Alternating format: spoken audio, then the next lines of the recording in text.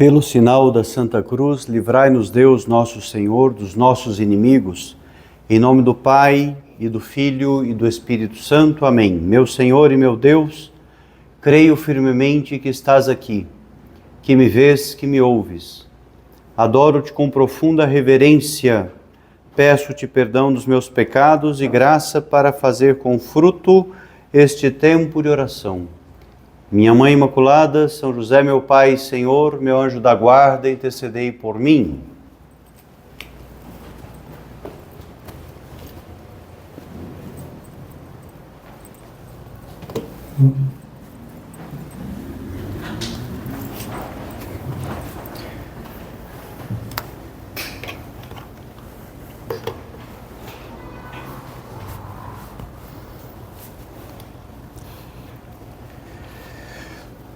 Todos nós almejamos, todos nós desejamos a felicidade.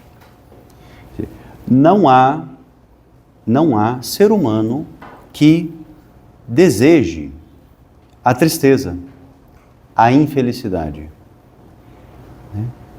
Nenhum de nós tem como meta dessa vida, né? Não, eu quero ser uma pessoa triste, né? Eu quero ser uma pessoa amargurada, né?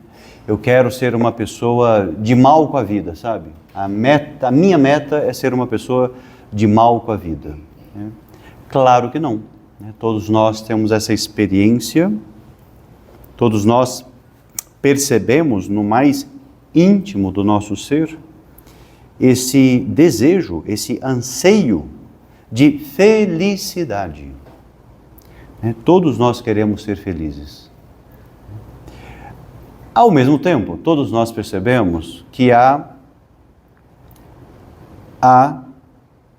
momentos em que estamos tristes.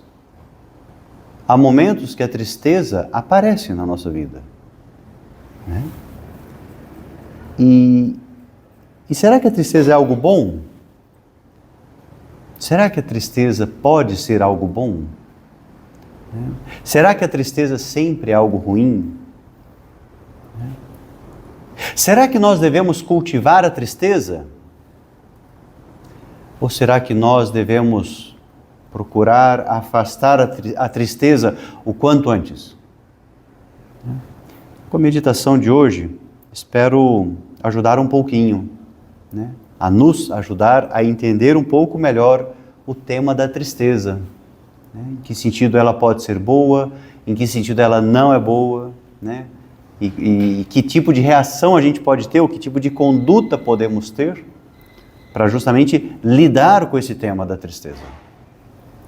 Que, repito, é um tema, ou melhor, é algo que vai acontecer com a gente. Nós vamos ficar tristes. Tem dia que a tristeza bate à porta do nosso coração. Nós vamos sentir a tristeza. E o que fazer com ela, né? Então, para a gente começar a entender, vale a pena a gente recordar, né, quando que aparece a tristeza, quer dizer, qual que é a raiz da tristeza. A tristeza aparece quando nós tomamos consciência de uma necessidade de amor que fica insatisfeita. Quer dizer, é uma frustração da expectativa do amor. E esse amor se refere a essa atração, que pode ser uma atração a algo bom ou uma boa pessoa, né? Uma pessoa que nós amamos, algo que nós amamos, algo que nos atrai, algo que nós olhamos para ele, para esse algo, e esse algo nos atrai. Nos atrai porque é bom, nos atrai porque faz bem, né? Nos atrai porque manifesta o amor, nos atrai porque há uma atração, há um gosto, né? Esse bem, né? Esse algo bom, ou isso que nos faz bem, né? Pode ser algo que esse é o objeto do amor, hein? É o que nos atrai. Então, esse bem que nos atrai pode ser algo material, pode ser algo psicológico, pode ser algo moral ou espiritual. Um bem material. Quando nós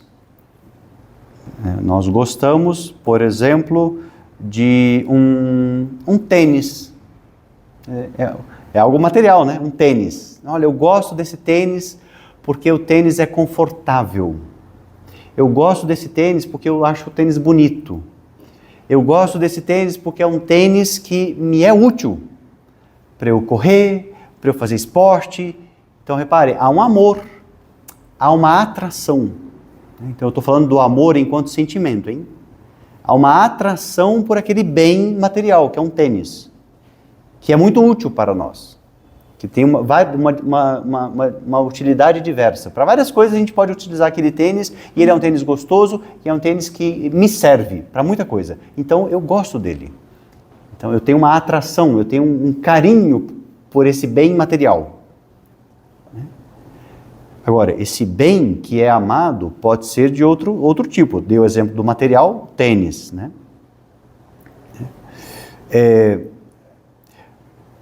Psicológico e moral, né? A gente poderia pensar a honra.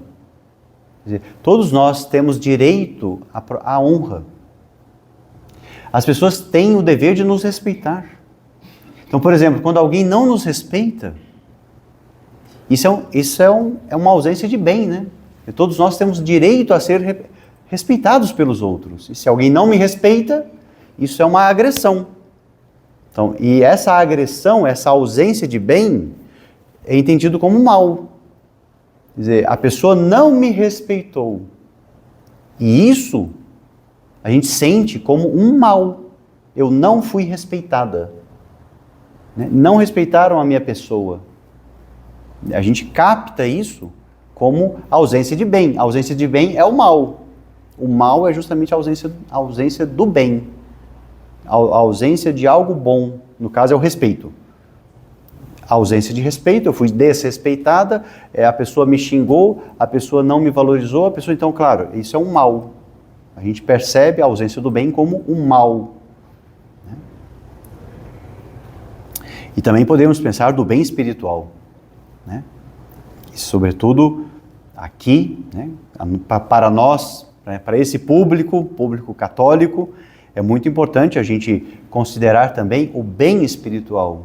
Quer dizer, querer fazer a vontade de Deus, querer deixar-se atrair pela vontade de Deus. Então, a ausência do bem espiritual, reparem, a culpa é nossa, porque da parte de Deus, Ele sempre quer nos enviar esse bem espiritual.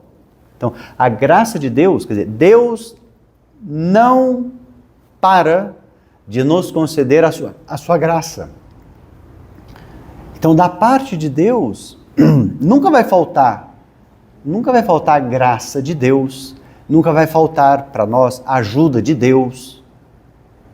Então, onde é que pode faltar isso, hein? Quando a gente não quer receber a graça de Deus.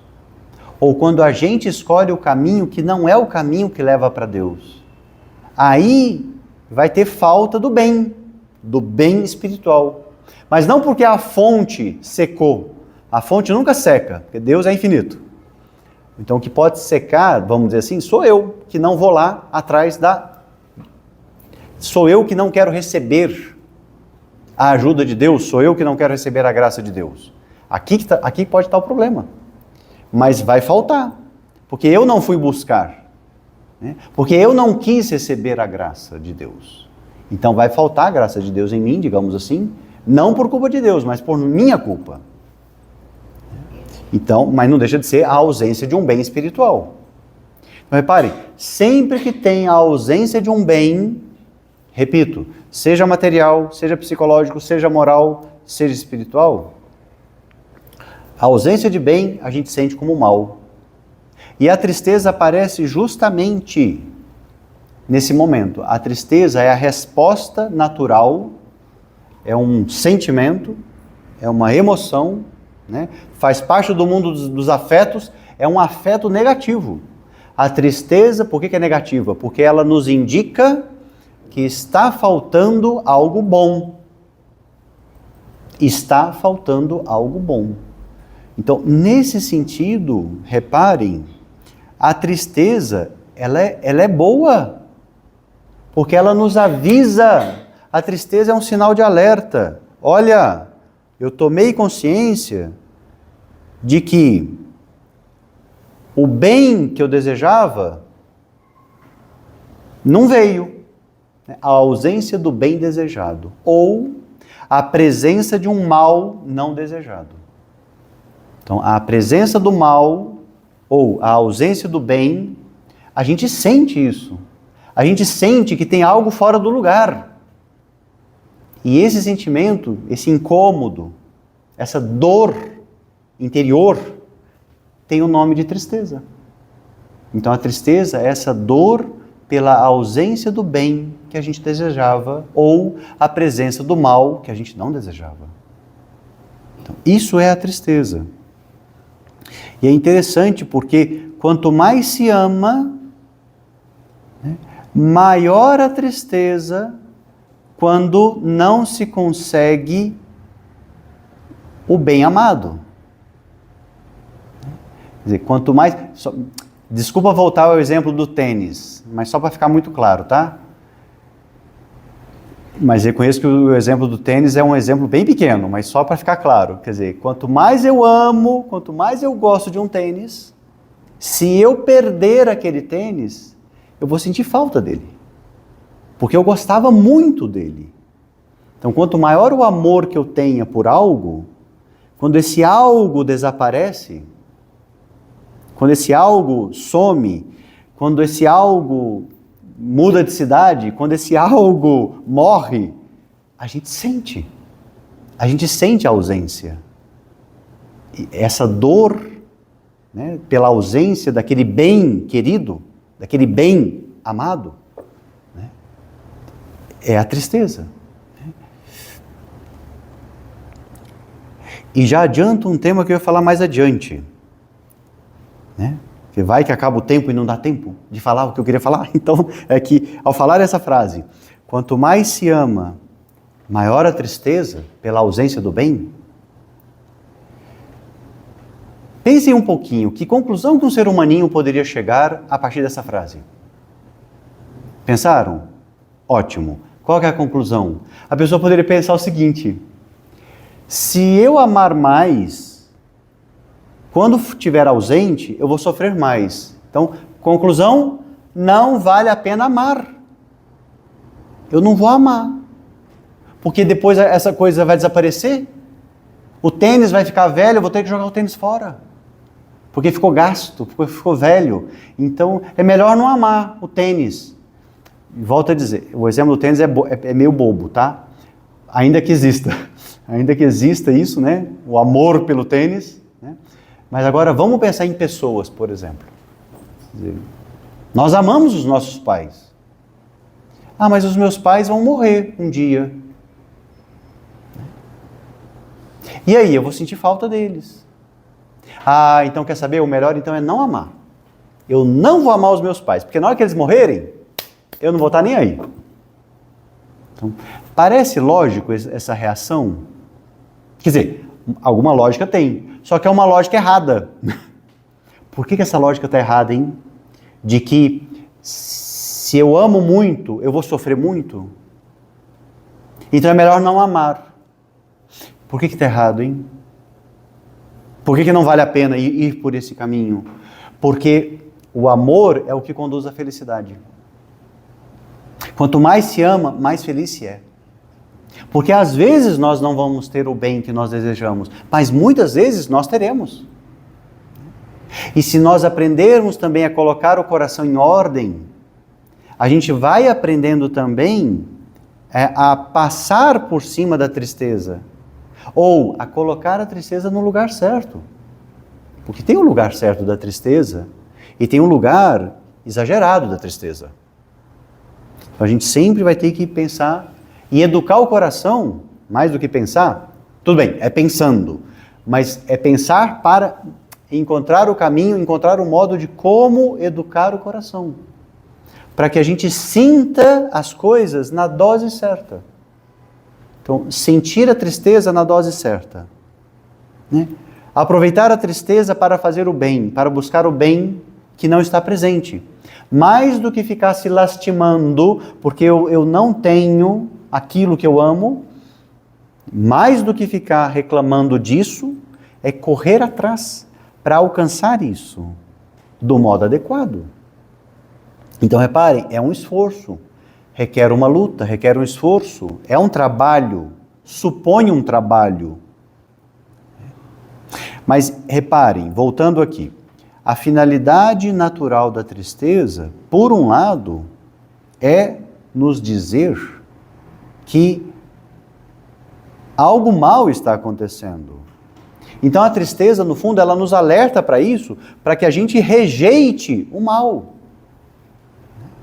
E por outro lado, quer dizer, por um lado, rejeitar o mal. Do outro lado, querer o bem. Desejar aquilo que é bom. Né? Rejeitar o mal, rejeitar o que é ruim e abraçar o que é bom. Então a tristeza, no fundo, ela nos indica. Ela nos indica,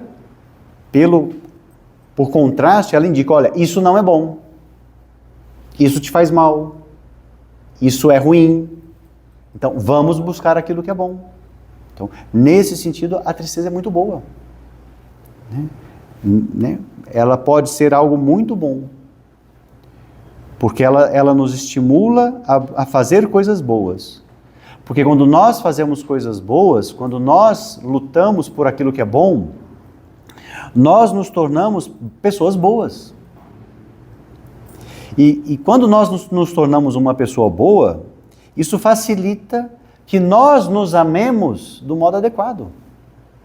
Porque eu me torno amável. Quando eu faço algo bom, eu me torno uma pessoa boa. E uma pessoa boa, ela é amável. Ou seja, digna de ser amada. Então, eu mesmo me amo do modo correto, porque eu estou fazendo coisas boas. E os outros também vão me amar, porque eu sou amável, porque eu estou fazendo coisas boas. Vocês já repararam que a gente não ama quem faz o mal? Quer dizer, quem faz o mal, a gente tem medo de quem faz o mal. A gente ama pessoas que fazem o bem. Quer dizer, um colega de turma que vive fazendo besteira, que vive batendo nos outros, quem que ama esse cara? Ninguém quer ficar perto. A gente pode ter medo dessa pessoa, né? Agora, amar, quem que a gente ama? A gente ama quem é educado. A gente ama, a gente gosta de estar com, né? A gente gosta de conviver com quem nos respeita, com quem é educado, com quem faz as coisas bem feitas, com quem pede licença, pede por favor, quem sabe agradecer, quem é atencioso, ou seja, quem faz o bem. Então, o amor é justamente essa atração pelo bem. Eu gosto daquilo que é bom. Eu amo aquilo que me faz bem. Então, repito, a pessoa boa é aquela que faz coisas boas. Por isso ela é amável, ou seja, digna de ser amada. Então, a tristeza, ela nos indica aquilo que não é bom. Ela nos indica que existe uma ausência de bem. E isso nos impele, isso nos empurra a ir atrás do que é bom. A correr atrás do que é bom. Eu não queria aqui falar, e não vou falar, da tristeza no sentido patológico, hein? Que a tristeza pode ser uma doença. Né? Simplificando bastante, hein? Qual que é a doença aí mais famosa? Depressão. Né? Uma pessoa deprimida é uma pessoa que ou está muito triste, de um modo muito intenso, ou está com uma tristeza moderada durante muito tempo. Ou seja, é uma tristeza que foge da normalidade. Porque a pessoa fica... A tristeza, quando ela é uma doença, ela paralisa a gente. A pessoa fica meio paralisada, a pessoa fica meio sem forças, a pessoa não sai do lugar, a pessoa não consegue correr atrás do bem. Quer dizer, fica uma coisa meio que... É como se ela estivesse numa areia movediça, ela não consegue sair do lugar. Né? Então, isso é uma doença. Isso não é uma questão espiritual, é uma questão corpórea, né? Quer dizer, é uma questão humana, é uma questão natural, Quer dizer, o meu corpo, o meu cérebro está doente. Por isso eu não consigo sair da tristeza. Repito, não quero falar muito disso, mas quero só mencionar para que vocês saibam que isso existe, né? E eu acho que vocês já sabem que isso existe, né? Mas só recordando que, olha, esse ponto já não é uma questão de luta, né? Já não é uma tristeza boa, né? Aqui é uma tristeza patológica, é uma tristeza ruim, é uma tristeza que precisa de tratamento, né? E nós aqui na nossa meditação de hoje estamos meditando sobre a tristeza enquanto um sentimento natural, né? Um sentimento negativo, natural, que nos mostra que está faltando algo bom, ou que o mal está presente. Então, esse é o papel da tristeza, da tristeza normal, da tristeza natural, digamos assim, né? Olha, muitas vezes os sentimentos negativos, eles andam juntos, né? Muitas vezes, ou para não falar sempre, né? Então, quase sempre estão juntos, né? A tristeza anda junto com o medo e a raiva, a ira. São os sentimentos negativos. E é muito compreensível, né? Porque a tristeza não é consequência da presença do mal, de algo ruim, da ausência do bem. Então, o que acontece? O medo, ele geralmente está presente quando a gente espera que o mal aconteça. Então, a gente já fica com medo de que o mal aconteça comigo. Algum tipo de mal, né? Ou ausência de bem. Então, é o medo de que vá acontecer.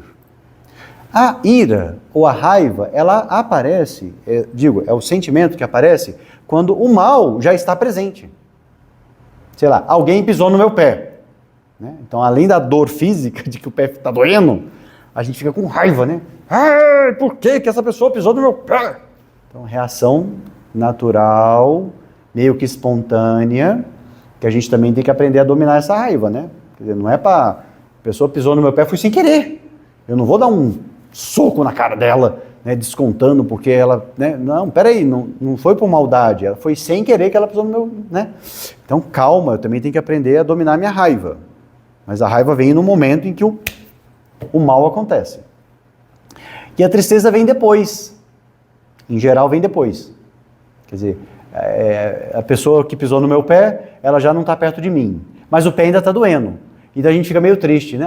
Por que ela pisou no meu pé? Agora está doendo o meu pé. E aí a pessoa fica triste, como consequência daquilo que aconteceu. Né? Claro, o medo acontece antes, a ira é na hora e a tristeza é depois. Olha, mas muitas vezes elas podem estar meio que misturadas, né? Por quê? Porque a nossa imaginação, ela pode pensar naquilo que vai acontecer e trazer para o presente. Então, na minha cabeça, é como se já estivesse acontecendo. Então, a imaginação, ela tem esse poder de antecipar a tristeza. Quando a gente vive aquela perda, aquela ausência do bem, se a gente solta a imaginação, se a gente soltar a imaginação e a nossa imaginação ficar imaginando aquela cena de um modo antecipado, né? Eu estou antecipando, eu já estou imaginando algo que eu nem sei se vai acontecer, eu já estou imaginando. Voltando ao exemplo do tênis. No dia que o meu tênis estiver velho, vou ter que jogar o tênis fora, mas eu amo tanto o meu tênis. Pronto, a pessoa já está triste, imaginando o dia que o tênis tiver que jogar fora o tênis. Então, olha, isso daqui já é um ponto muito importante, olha. A imaginação. Como que a gente tem que aprender a dominar a imaginação? A gente não pode soltar a imaginação, senão... Né? A imaginação começa a antecipar problemas que ainda não aconteceram. E a gente começa a sofrer antes da hora. E aí é um problema, sofrer antes da hora. Mas que sentido tem isso? Né? E se não acontecer? Só que a gente já fica imaginando o que vai acontecer. Qual que é o outro ponto também que é muito importante a gente lutar? A gente estar atento. Estou falando da imaginação, certo? Qual que é o outro elemento? A memória. A memória. Porque a memória, ela pode reviver coisas do passado. Quer dizer, algo que me gerou uma tristeza, sei lá, mês passado, né? Ou ontem. Né? Ontem algo aconteceu que me deixou triste. Só que hoje já passou. Só que aí a memória pode querer lembrar. E pode querer voltar a pensar naquilo que ontem me deixou triste. Aí a pessoa fica triste de novo. Porque ela soltou a memória. Então reparem, tanto por um lado a imaginação e por outro lado a memória, né, são dois elementos do nosso ser, digamos assim, né, que nós temos que tomar muito cuidado. A gente tem que orientar bem, conduzir memória e imaginação. Né, as nossas lembranças e né, e a imaginação, o que a gente fica pensando, o que a gente fica imaginando, né? Então, são duas capacidades que nós temos, né? Duas características do nosso modo de ser, né? Duas capacidades que nós temos que utilizá-las muito bem. Então, cabe a nós pensar como que eu estou utilizando a minha memória, como que eu estou utilizando a minha imaginação. Porque, repito, se a gente usar mal, a gente pode ficar criando tristeza ou alimentando a tristeza de um modo desnecessário, de um modo errado, de um modo exagerado. E isso é uma coisa que, se a gente aprende a usar bem a imaginação e usar bem a memória, a gente conduz para o lado bom e não para o lado ruim, de ficar lembrando e imaginando coisas tristes ou que geram tristeza em nós, né?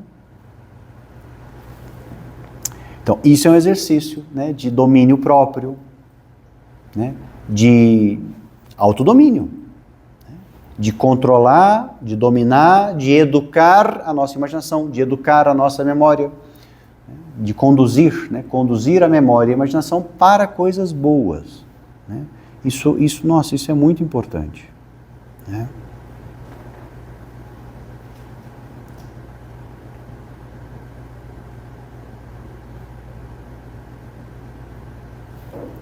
E por fim, queria retomar uma ideia que eu já mencionei no começo da meditação. Para remarcar essa ideia, né? Porque vale a pena sublinhar. Falávamos que para conseguir a felicidade que é acompanhada pelos sentimentos de paz e alegria. Quer dizer, do ponto de vista psicológico, né, a felicidade, ela se manifesta. Uma pessoa feliz é uma pessoa que está em paz. Uma pessoa que está alcançando a felicidade, ou do ponto de vista espiritual, quando a gente fala da santidade, né? Quando a gente vai fazendo a vontade de Deus, quando a gente vai pelo caminho, né, o caminho querido por Deus. Do ponto de vista psicológico, qual que é uma manifestação, qual que é um sinal de que a pessoa realmente está indo pelo caminho da felicidade? Quando a pessoa encontra no dia a dia o que? Paz e alegria. Uma pessoa que está serena, uma pessoa que está alegre, uma pessoa bem-humorada. Né?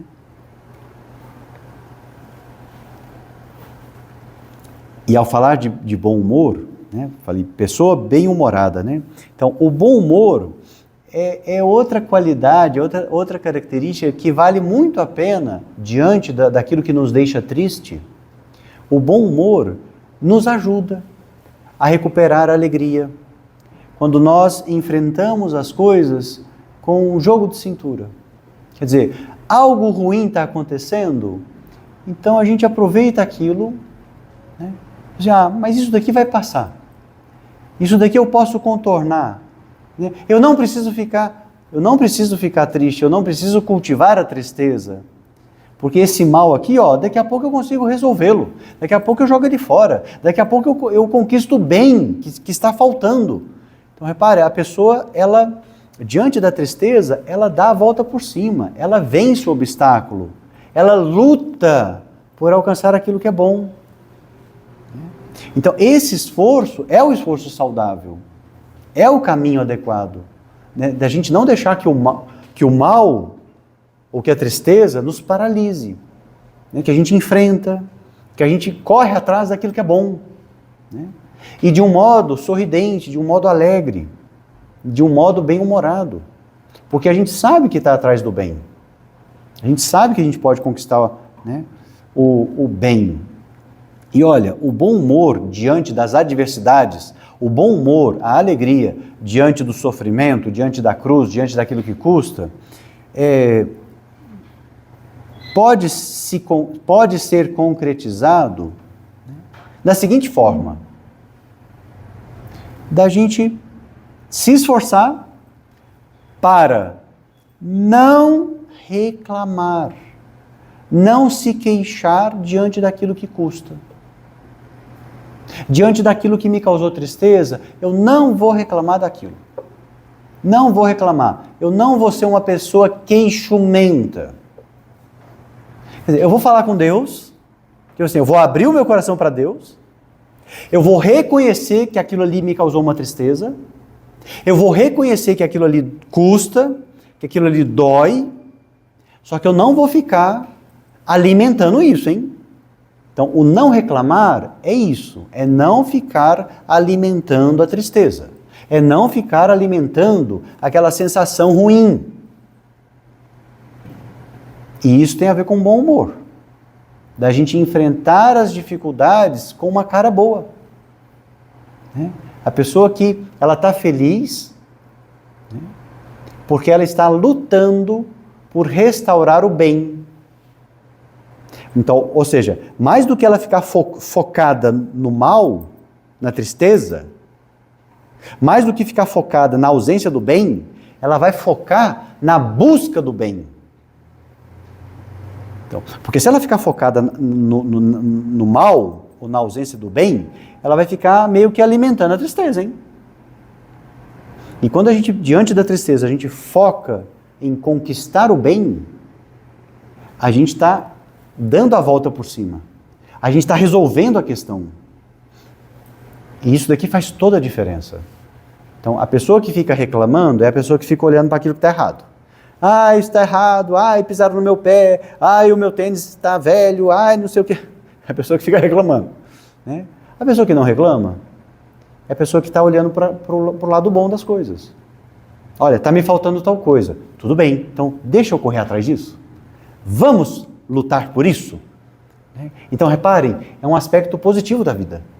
É uma pessoa mais otimista, é uma pessoa que corre atrás daquilo que é bom, é a pessoa que não fica paralisada diante dos obstáculos. Claro que isso exige de nós luta, esforço. E a gente não pode esquecer que para essa luta nós temos graça de Deus, hein? Deus nos ajuda, Deus nos consola, Deus nos fortalece, Deus nos dá graça para a gente lutar, para a gente correr atrás do bem, correr atrás daquilo que é bom, né? De colocar as coisas em ordem. Porque o amor, ele exige uma ordem, né? Quer dizer, voltando ao exemplo do tênis, eu não posso amar mais o meu tênis do que aos meus pais. Não tem lógica, né? O amor precisa de uma ordem. Então, às vezes, o amor está meio que desordenado. E a gente tem que lutar para colocar em ordem o amor. Amar mais aquilo que é mais amável, aquilo que é mais digno de amor. E amar menos, digamos assim, aquilo que é, volto a dizer, uma coisa é amar os pais, outra coisa é amar um tênis, né? Então, vamos terminando pedindo ajuda a Nossa Senhora. Claro que a tristeza, ela é um tipo de dor, né? Ela é uma dor. A gente sofre. Tristeza é um sofrimento, é um tipo de sofrimento, né? Mas eu repito, a tristeza nos mostra que está faltando o bem. Ou seja, ela nos indica qual é o bem que está faltando. E cabe a nós decidir o que nós vamos fazer. Se nós vamos ficar lá sentada, reclamando da vida, ou se nós vamos correr atrás daquele bem que está faltando. E olha, Maria Santíssima, Nossa Senhora, nossa mãe, né? Ela sofreu muito na vida dela, mas ela não desistiu de amar. Ela sempre ficou perto do seu filho Jesus. Ela sempre colocou o seu coração, ela sempre abriu o seu coração para fazer a vontade de Deus, mesmo quando custava muito, hein? Basta a gente pensar Nossa Senhora aos pés da cruz. Né? Quanto que Nossa Senhora sofreu vendo o seu filho ser morto na cruz? E ela não foi embora, ela ficou lá. Ela ficou lá o tempo todo. Por quê? Porque ama. Então, claro, repita essa ideia. Quem ama, sofre. Mas quando a gente sabe que o nosso amor está dirigido para aquilo que vale a pena, opa, então a gente sabe que está no caminho da felicidade. A gente sabe que está no caminho o caminho da santidade, o caminho do céu. Então, quer dizer, como é importante o amor? Porque sem amor, né, sem amar, a gente não tem como caminhar por esse caminho que leva ao céu. Precisamos amar a Deus com todo o nosso coração, né? Precisamos amar o próximo como a nós mesmos. Quer dizer, o amor, ele é totalmente necessário na nossa vida, né? Não tem como ser feliz sem amor. Que Nossa Senhora nos ajude a cultivar cada vez mais esse amor, o amor pelo bem, que no fundo, né, o bem supremo é Deus, né? Então, o amor pelo bem, o maior amor, o maior objeto é o próprio Deus. Objeto do amor, quero dizer, né? É Deus. Então, amar a Deus com todo o nosso coração é o que nós pedimos a Nossa Senhora, porque de fato esse é o caminho da felicidade. É amar a Deus cada vez, né, com mais perfeição, com mais amor, né? E isso pedimos ao próprio Deus, e isso pedimos, essa ajuda pedimos a Nossa Senhora, que ela nos conduza ao amor do coração do seu Filho Jesus.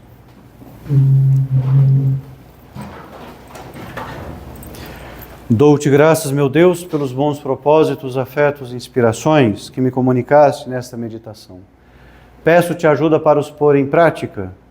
Minha Mãe Imaculada, São José, meu Pai e Senhor, meu anjo da guarda, intercedei por mim.